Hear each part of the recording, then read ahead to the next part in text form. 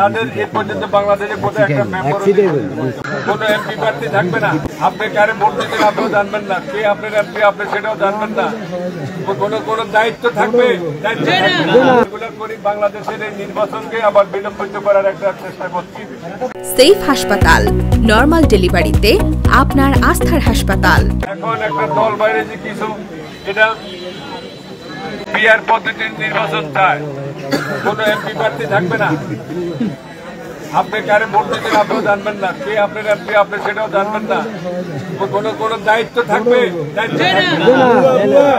তারা এগুলো করি বাংলাদেশের এই নির্বাচনকে আবার বিলম্বিত করার একটা চেষ্টা করছি।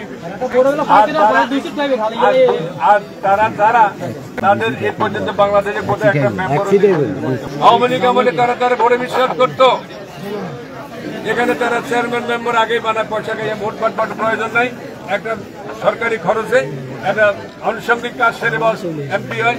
আসলে যিনি নিজের ভোট দেন না, তিনি বাংলাদেশের প্রায় 16 বছর মতো জোর জবরদস্তি করে বাংলাদেশের ক্ষমতায় ছিলেন।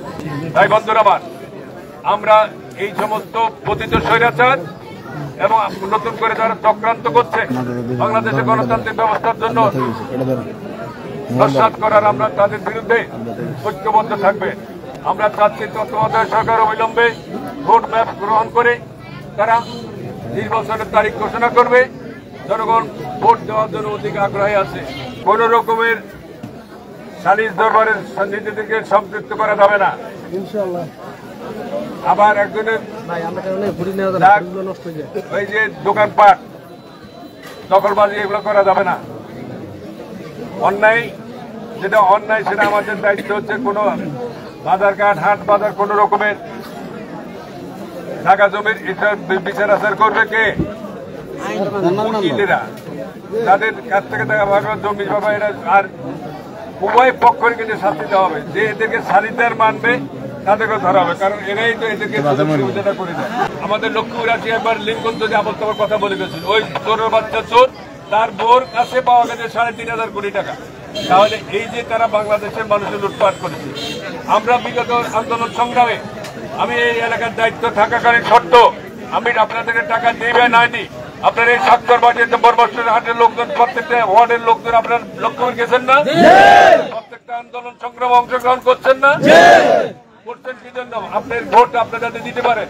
এবং তারা এই জোর জবরদস্তি করে বাংলাদেশের মসনদে আছে তাদেরকে সরানোর জন্য আমাদের অনেক নেতা কর্মী সেদিন গ্রেপ্তার হয়েছে, অনেকে মামলা খেয়েছে, অনেকে গুলিবিদ্ধ হয়েছে। কয়েকজন লোকের এই যে আমাদের বরান দাঁড়িয়ে আছে, ওই যে তার চোখ গেছে, ওই যে আমাদের ভবনের তার চোখ গেছে। এবং আমাদের অনেক লোক আছে তাদের এখনো গুলি নিয়ে তারা বাঁচতেছে। আমরা এই জন্য কেন বিএনপি এত বড় দায়িত্ব নিয়ে এত রক্তক্ষয়ী আমি আন্দোলন সংগ্রাম করেছি, হচ্ছে বাংলাদেশের মানুষ যাতে তার নির্বাচনে অংশগ্রহণ করতে পারে, তাদের ভোটাধিকার প্রয়োগ করতে পারে। সেফ হাসপাতাল, নরমাল ডেলিভারিতে আপনার আস্থার হাসপাতাল।